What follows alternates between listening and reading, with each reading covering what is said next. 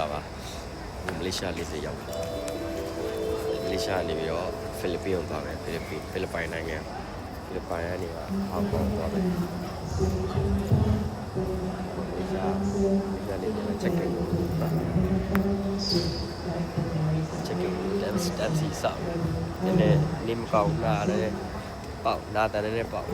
နာစီဒီ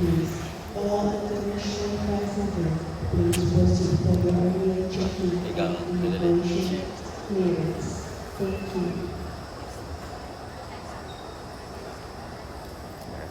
လည်းcheck it ဝင်ရတယ်လည်းပြမယ်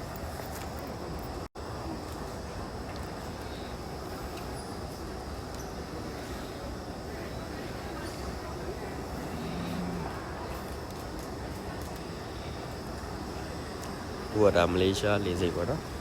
check it ဝင်လို့ကျွန်တော်ရဲ့ passport အ